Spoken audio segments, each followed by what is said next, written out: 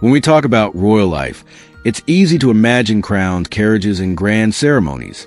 But what people don't always realize is how layered that life really is. There's the public version we see on television, polished and ceremonial. Then there's the private structure behind it, the schedules, the expectations, the pressure to represent something bigger than yourself every single day. Prince Edward was born into that system. From the moment he arrived in 1964, his life was already mapped out in ways most of us can't comprehend. He didn't just grow up in wealth. He grew up inside an institution. Every school decision, every friendship, every career move carried weight because of who he was. But here's what makes his story different. Unlike Charles, he wasn't a direct heir. Unlike Andrew, he didn't take a long-term military spotlight. He didn't become known for Olympic competition. Edward's role developed more quietly. And that quiet evolution is what makes his life so interesting. He exists in a space between global fame and relative privacy. He can attend a state banquet with presidents one week and then quietly visit a youth program the next. He lives surrounded by history, yet much of what he does focuses on the future, especially young people. The contrast is striking. Ancient castles, modern charity work, extreme privilege, structured responsibility.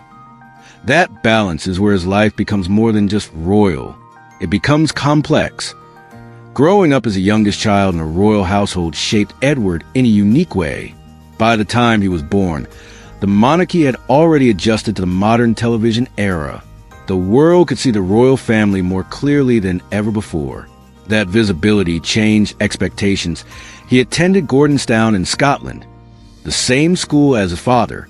It's known for discipline, outdoor challenges, and leadership development. The idea wasn't just academic success. It was resilience, independence, character building.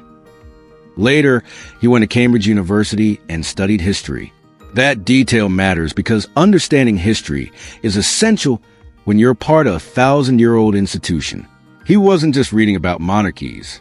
He was living inside one. That what makes Edward stand out is that he didn't immediately settle into a lifelong royal role. For a time, he stepped outside the expected path. He worked in theater production.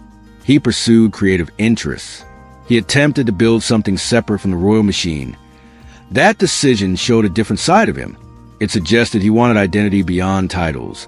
Eventually, though, duty called him back. Over time, especially as the Queen aged and the working royal team became smaller, Edward stepped up more visibly.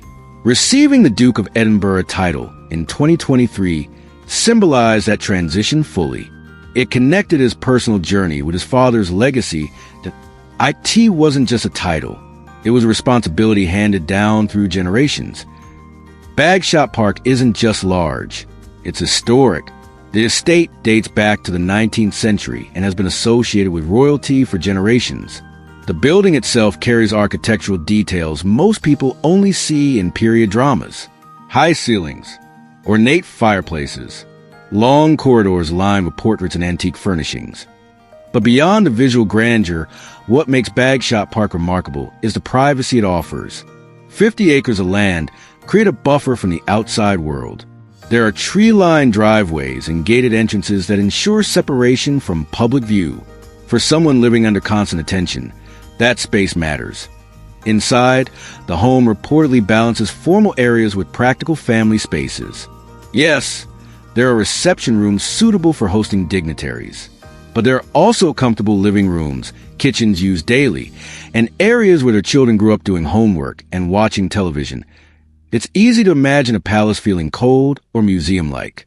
But by most accounts, Edward and Sophia worked to make it warm and lived in.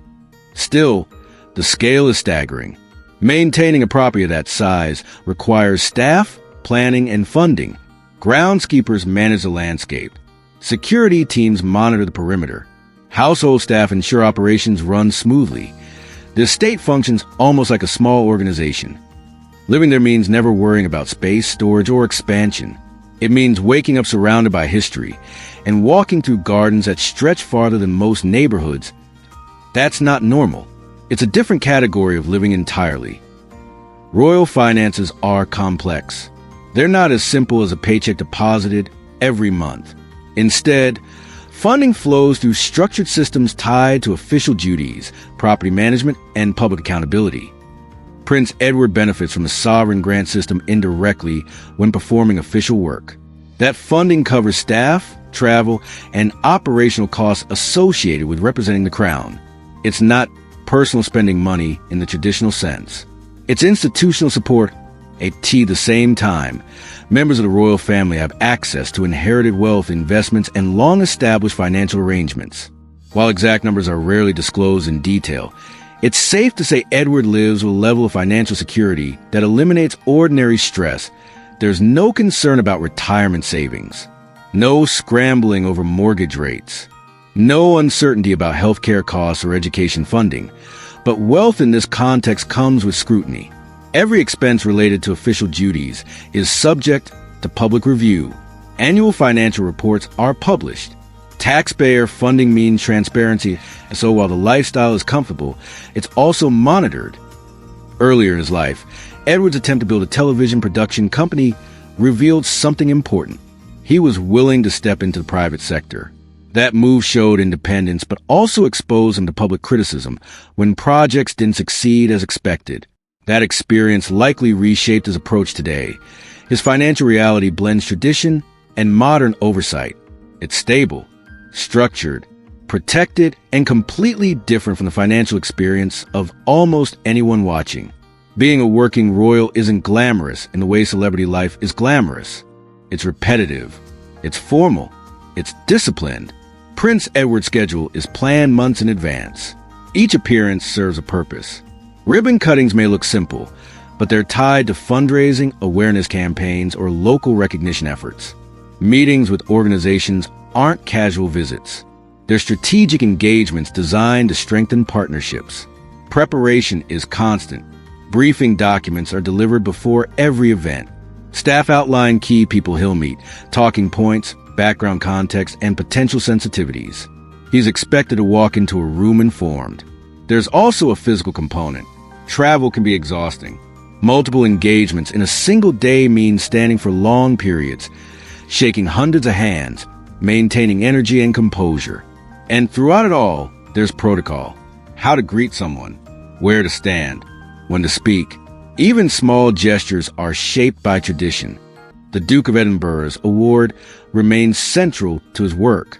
That program pushes young people to develop skills, volunteer, and challenge themselves physically. Edward's involvement isn't symbolic.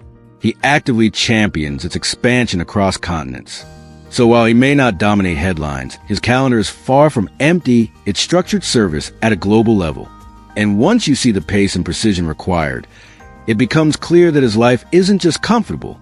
It's demanding in a very specific, very royal way. There's also a level of access that goes beyond luxury. When Prince Edward travels, doors open automatically.